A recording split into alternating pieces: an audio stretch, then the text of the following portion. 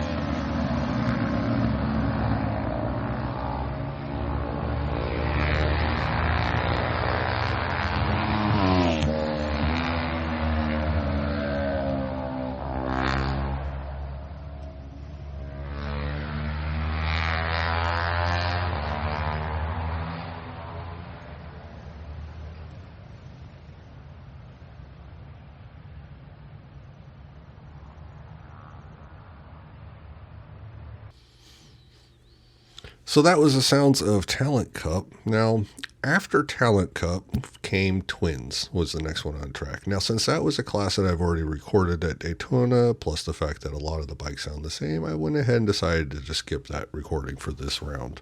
The next class after Twins was Super Sport. Now, I probably should have mentioned this at the beginning of the episode, but I'm not including Super Sport in this one. And I know I didn't actually get to publish the sounds of Super Sport from Daytona, but my reasoning behind this is that the recording that I made for Super Sport ended up being 17 minutes long, and I can't find a spot to cut it down at all, and I just think that all of it is beautiful and glorious. So it's going to get its own episode, and that's going to be released probably within the next few days. So after Super Sport, the next bikes out on track was Superbike.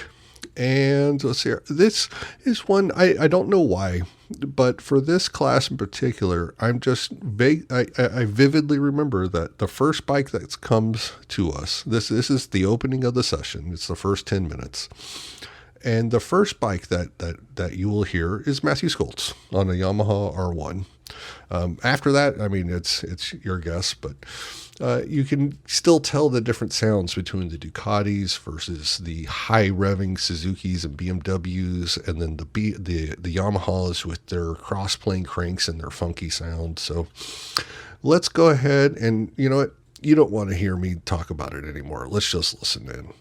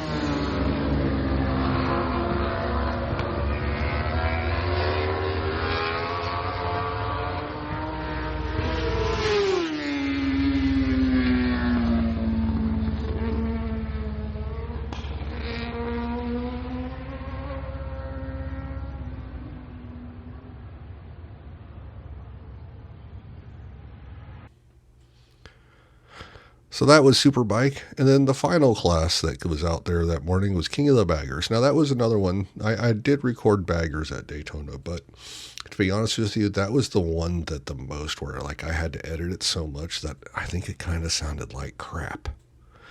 So here you go. More baggers because I love you and I'm nice to you. Just remember that.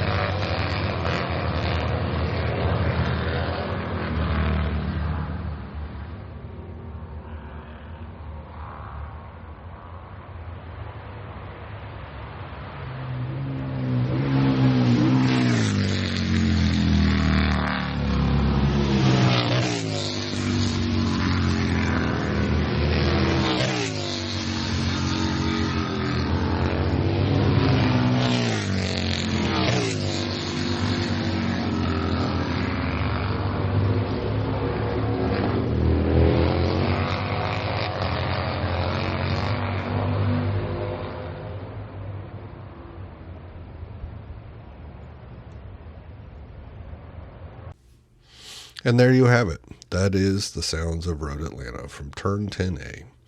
I really enjoyed it, and I can't recommend enough. If you can ever have the opportunity to make it to the track, you really should, because there is not a bad spot in the entire house. All right, well, that's all for this week. Like I said, the Super Sport episode will probably be out within the next couple of days, and you will definitely want to listen to that as well. I love the classes like Super Sport, and Super Hooligans is another one that they just have such a very different sounds that come from the different bikes.